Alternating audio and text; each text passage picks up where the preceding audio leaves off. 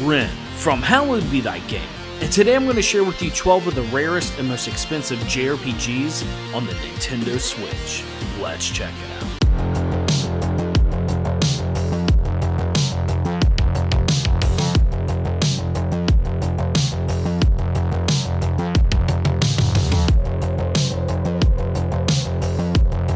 Welcome back to a special episode of Hallowed Be Thy Game, and oddly enough, by far one of the most hated videos on all my channel is what I did about 14 months ago covering rare and expensive JRPGs. I think it's because, judging from the lovely comments, people thought that I was trying to raise prices of the Switch, but I will say, in 14 years since, publishers have watched that video or something, and they've reprinted a lot of the list.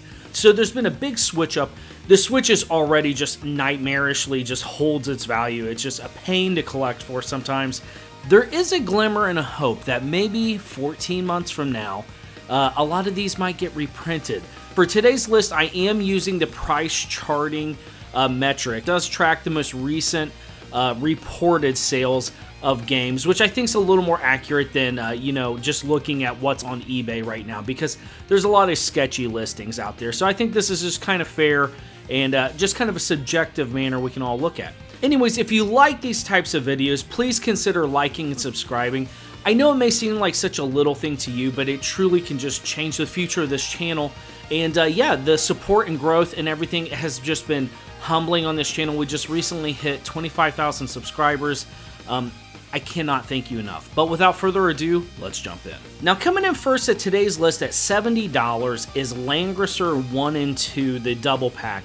Now, this is an excellent collection. I'm really just kind of sad to see it climbing up in price. And to be honest, unless there's another reprint or something of this, I think this is just going to continue to be the trend. This is a beloved series, but not a lot of people seem to either know about this remastered collection on the Switch. I love it. I've shouted this out before, and I think it's excellent.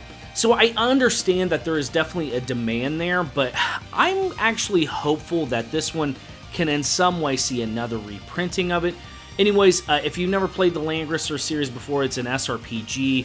I love it. I think it's fantastic. This collection offers a really cool kind of reimagining of what the characters might look like, but if you don't like that, you can also choose kind of the retro classic look to the characters. But yeah, it's a great game. I definitely see why it's this price, yeah, I absolutely recommend, if you have the opportunity to play this or pick it up, definitely seek it out, because even though it's at the bottom of this list, I think it's going to continue to grow in price. Now, coming in next is one that I do own, but holy moly, I'm not necessarily proud of that, and that's 7 Pirates H. I'm not going to go into detail about the extreme mechanics of this. I think it speaks for itself. Anyways, it's a wild, crazy, kooky game, and I think games like this are so fascinating and wild and weird and just kind of crazy over the top that it's kind of where they develop their myth about them. It's insane. Look, you get bigger Gazumbas, you get better attacks and whatnot. I'm not trying to get demonetized here. We're going to keep moving on. It's $71.79, and it's definitely going to keep rising in price. Moving on! Now, VIII is coming in 10th on today's list.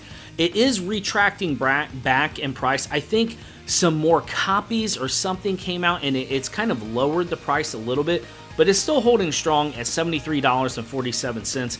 VIII, I mean, this gets a lot of love from the JRPG YouTuber community, and I'm right there with them. This is my favorite Ys game. The setting of just the tropical island, it's fun. This is the perfect summer game. And sure enough, every spring and summer, I get the urge to play Ys VIII again. It's just, I mean, a lot of people, I feel like there is a definite sect of JRPG players who hate this game. There's incentives to dodge and whatnot, but it's an action RPG. It is simple, but it takes that simple concept and it just executes it flawlessly. This is my favorite Falcom game, and I think it's fantastic and absolutely worth checking out. Now, Code of Princess EX, easily at the #1 slot of my last video. It has had some reprints, and I believe that's why it's down well below 100 now, at $75.76. For people who know about more niche games and franchises in the JRPGs, this is an extremely iconic game, at least to me. And yeah, I mean, you have waifus for days. It's a fun, intuitive, like action beat 'em up style of RPG. And it's addictive. I think it's a great Switch port. I had a lot of fun with it. And yeah, I was really happy that Video Games Plus out of Canada ran a reprint of this. And it definitely pulled that price back. And who knows, I wouldn't mind if this kept getting some reprints, because clearly there's still a demand for it. Now this one heavily surprised me.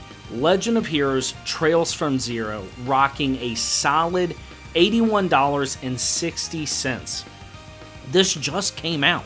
Some of the most beloved JRPGs of all time, the aesthetic, the isometric look, the sprite work, everything about this just slams. It's one of the most in-depth, meaty JRPGs you could ever get into. You know, if you're looking for a continuous, involved world to lose yourself in, look no further than Legend of Heroes. And this has easily become well past a hidden gem for me, and I think these numbers kind of prove that. I don't know if Falcom or somebody was printing copies to where they kind of thought it was still a niche franchise, but heck, it's a slamming beloved series, and they need to be printing more of it. Now, once again, extremely interesting to see Octopath Traveler on this list at $89.93.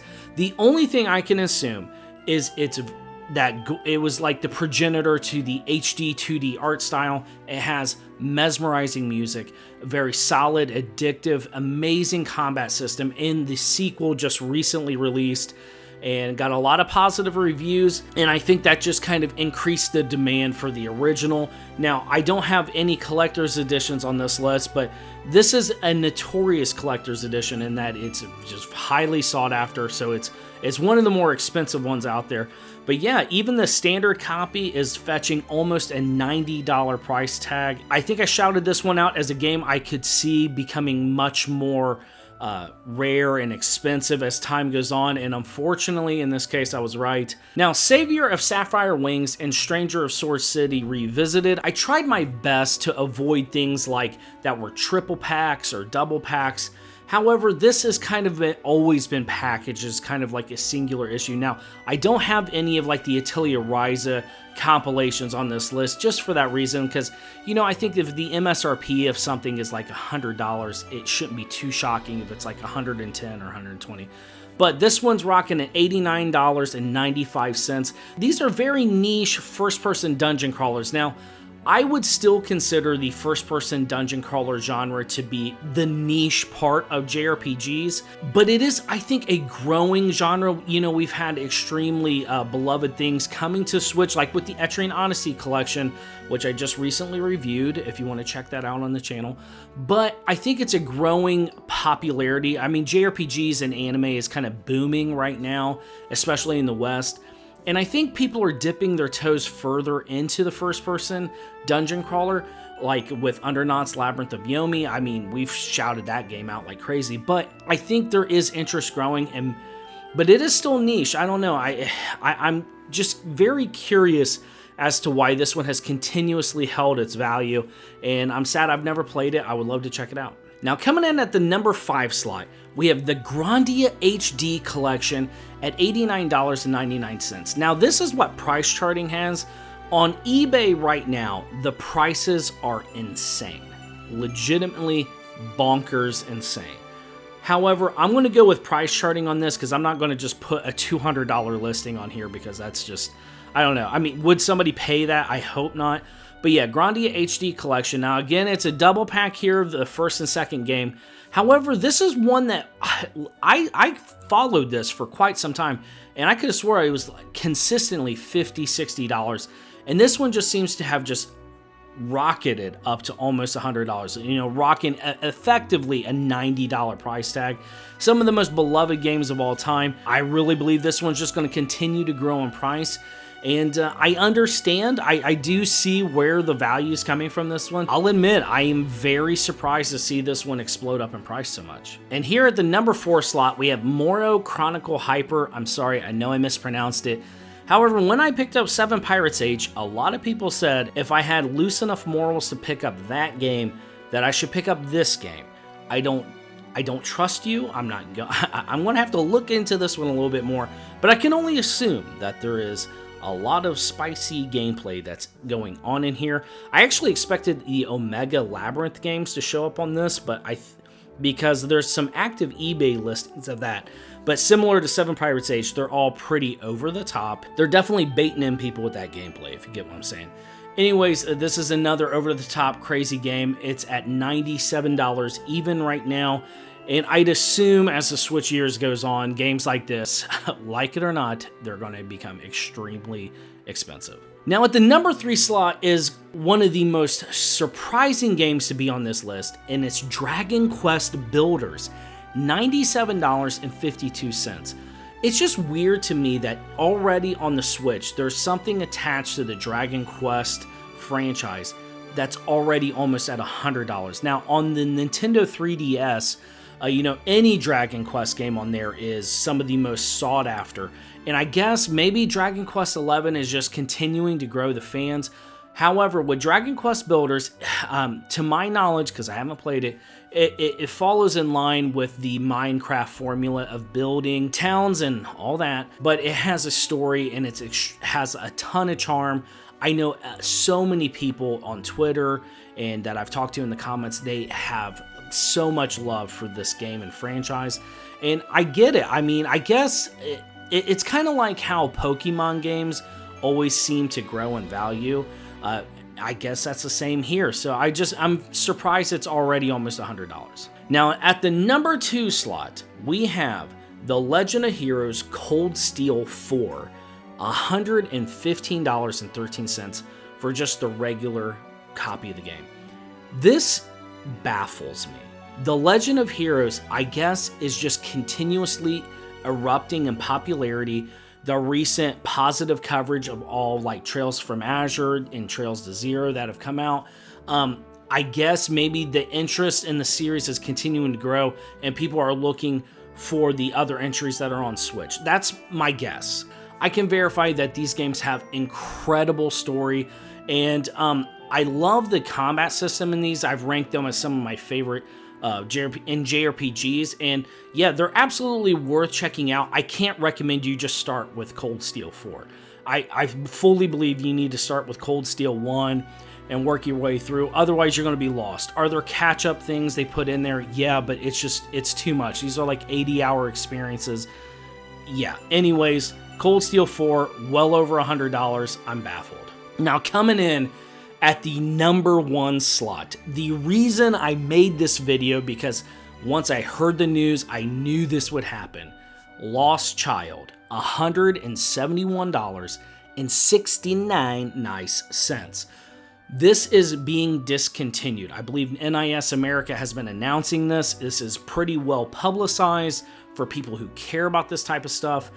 And yeah, it is. It's effectively in the same universe of a game called El Shaddai. I believe I might be saying that wrong. It was on the PS3. Anyways, this is a first-person dungeon crawler.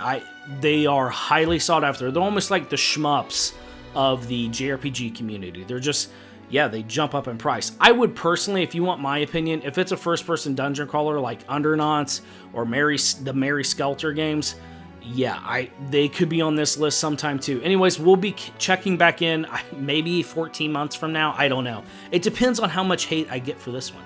Anyways, yeah, Lost Child, it's a first-person dungeon crawler. By all accounts, it's okay. It's an okay dungeon crawler.